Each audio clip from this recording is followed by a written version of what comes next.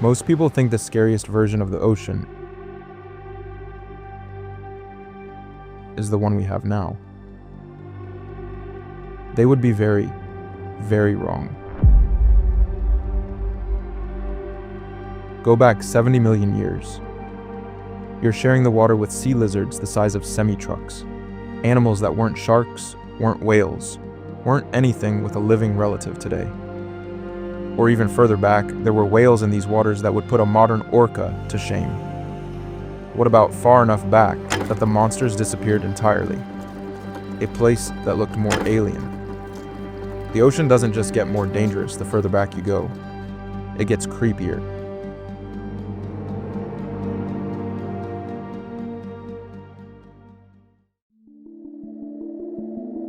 Look, the ocean is scary. An abyss so deep, the pressure would crush you before you ever saw the bottom. And somewhere in the blue water column, between the surface and the dark lurks, one of the most effective predators the ocean has ever produced. The great white shark. 6 meters long and 2,000 kilograms. It has been hunting in these waters for millions of years and has barely needed to change. Or does it need to change? Because it's not the apex predator.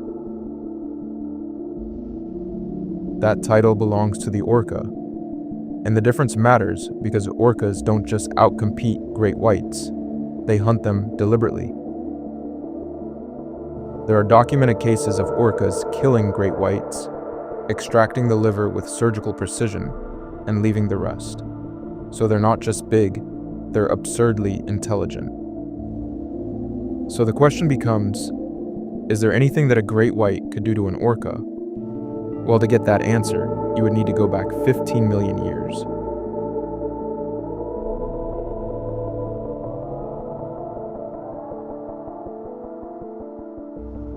The Miocene period, later in the Cenozoic period, was more of an ocean you would find today. Reefs, blue water, schools of fish, the same basic architecture you'd recognize. The continents were close to their modern positions. The Atlantic existed, but roaming these open waters was a shark much, much larger than the great white.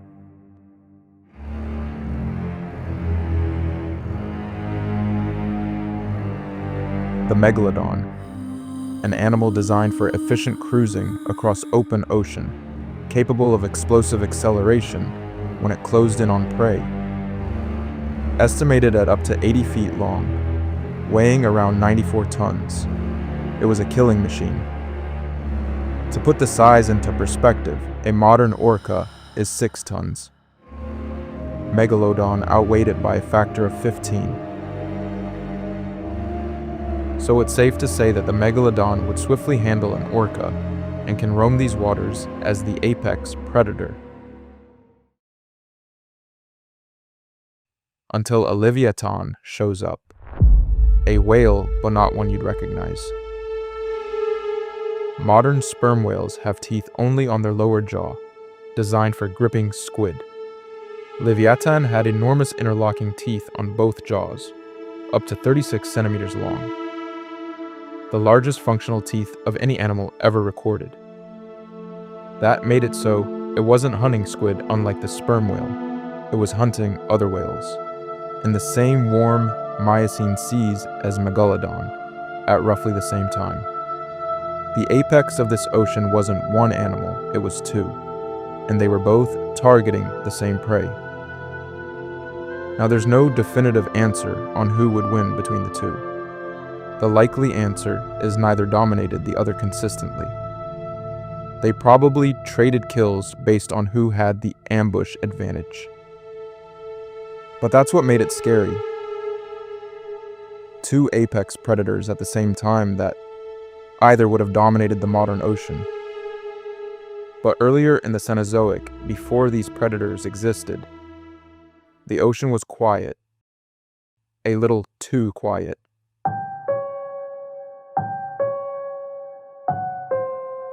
"66 million years ago, a rock roughly 12 kilometers wide hit the Yucatan Peninsula at around 20 kilometers per second. The impact released energy estimated at 100 trillion times the power of the Hiroshima bomb. 75% of all marine species were gone. The ocean was oddly empty. Imagine the modern ocean, but strip out every whale, every dolphin, every large shark, every coral reef, every tuna, every marlin. Leave the water, leave the small fish, leave the plankton slowly rebuilding in the surface layer. Leave a vast, warm, quiet sea with almost nothing moving through it above a certain size. The creepy part is that there were survivors. Much later, after the ocean recovered, 25 million years later, it produced a giant. 15 to 20 meters long, which puts it in the megalodon size range, but only it came about 15 million years before the megalodon. But the similarity ends there. Because where megalodon was sleek and purpose-built for the open ocean, Basilosaurus looked more like a reptile.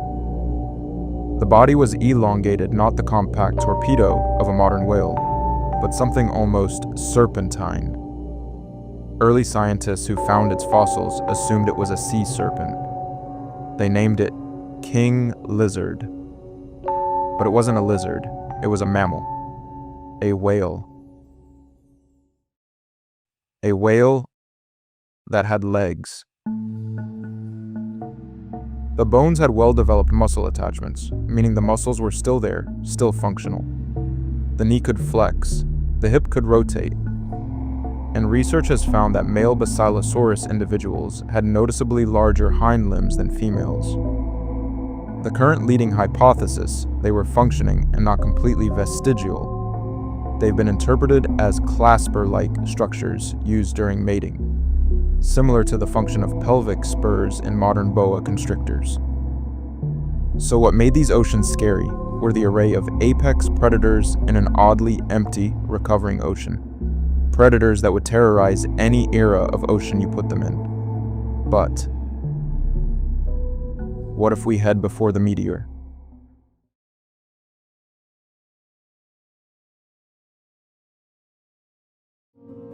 The Mesozoic Ocean is where the familiar stops. Animals here aren't looking like anything we see today. The water was hot. Tropical surface temperatures between 32 and 36 degrees Celsius. To put it in perspective, the modern tropics sit at 27, and warm water holds less oxygen, which meant that multiple times throughout the Jurassic and Cretaceous, the deep ocean simply ran out of oxygen. And hitting the oxygenless wall was certain death. There was nowhere to hide from what was out there.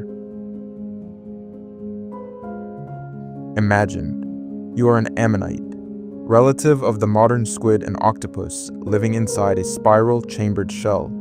At your peak, you were arguably the most visually dominant creature in this ocean. Schools of your kind moved through the water column in the millions, catching light near the surface.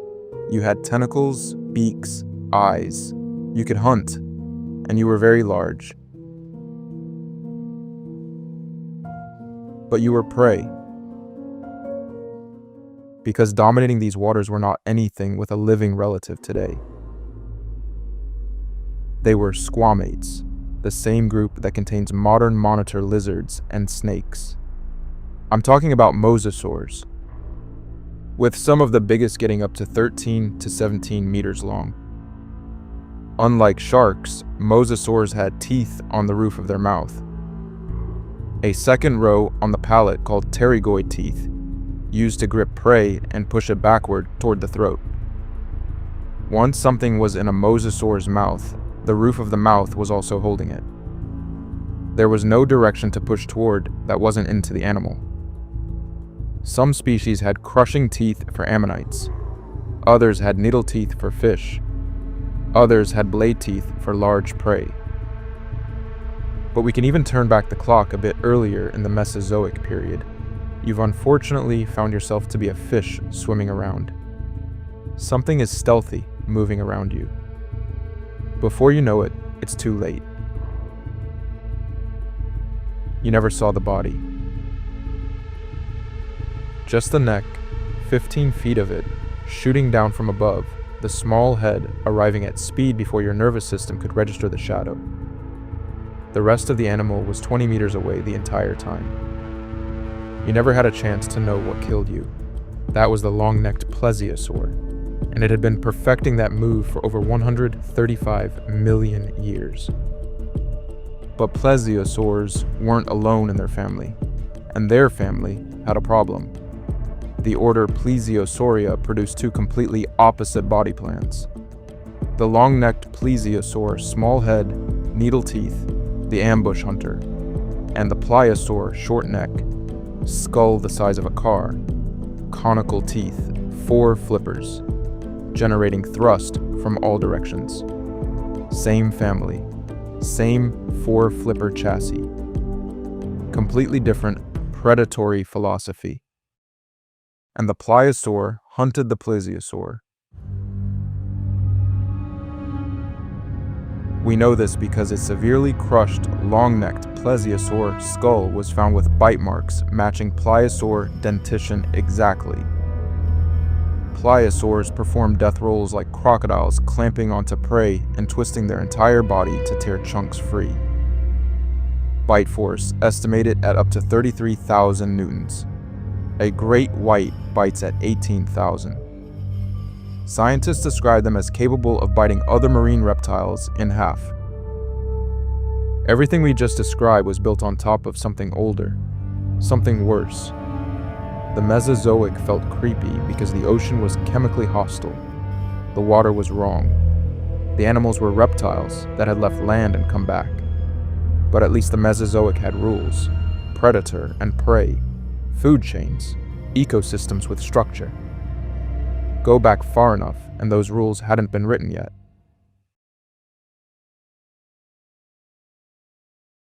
The Paleozoic ocean is the one where nothing, not the chemistry, not the geography, not the animals, not the rules, follows anything you've been taught. The continents are unrecognizable. Gondwana near the South Pole. Proto-North America on the equator rotated sideways. Here is the detail that reframes everything. For the first 150 million years of animal life in the sea, there were no jawed vertebrates, no fish with teeth, no sharks. The apex predator of this ocean, for tens of millions of years, was a mollusk in a stone tube. Camaracaras, a straight-shelled nautiloid, a cephalopod, a distant relative of the modern squid and octopus, living inside a long conical shell filled with gas-charged chambers for buoyancy, hunting with tentacles in the dark of an Ordovician sea. Estimated at 6 to 9 meters long, the largest animal in an ocean that stretched across most of the planet. Think about what that means. Today, the top of the marine food chain is held by animals with complex nervous systems, warm blood, sophisticated hunting strategies, orcas coordinating attacks, great whites sensing electrical fields, sperm whales diving 2 kilometers in the dark. The Ordovician Ocean's answer to all of that was a snail, a very large snail with arms and a very long cone. That is not a simplification. That is the actual ecological situation of this ocean. The apex predator had a shell. It drifted. It grabbed things with tentacles. And for tens of millions of years, nothing in the sea could stop it. Why? Because nothing in the sea had jaws yet. The ocean hadn't invented teeth. It was still running on older, slower, stranger machinery. But here's what makes the Paleozoic different from every other era. It didn't have a stable ocean. It had an ocean that kept trying to die. 443 million years ago, the planet cooled rapidly. 85% of all marine species vanished. The ocean rebuilt, slowly. Life returned, diversified, filled the gaps. And then 375 million years ago, it collapsed again. Ocean anoxia, wiped out 75% of species. The reefs went. The placoderms went. Everything that had just been rebuilt, mostly gone. It rebuilt again. 252 million years ago, the end. The Siberian traps erupted for close to 1 million years. Temperatures spiked. The deep ocean lost its oxygen entirely.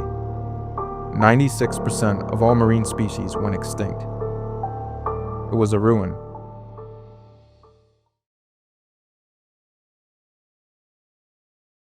And yet, even the Paleozoic had some rules. Go back one more step, past everything. 538 million years ago. The Cambrian, not the most dangerous era, not the hottest, the ocean before the rules existed. The seafloor was sealed, covered by a continuous, unbroken mat of bacteria. Flat, smooth, nothing moving beneath it. If you dove to the bottom, it would look like a painted surface. The fossils we have from this era exist because the floor was dead enough to preserve them. And here's what should actually unsettle you. Everything we know about this ocean is the fraction that left evidence. What we do know, we got wrong for decades. Hallucigenia, a small creature with legs and spines. When described in 1977, it was reconstructed upside down and backward. The correct orientation wasn't established until 1991. The actual head wasn't confirmed until 2015. We studied it for 38 years, holding it the wrong way up. That's a measure of how alien this ocean was. Then there's Anomalocaris, the largest animal in the Cambrian seas, roughly the size of a large dog.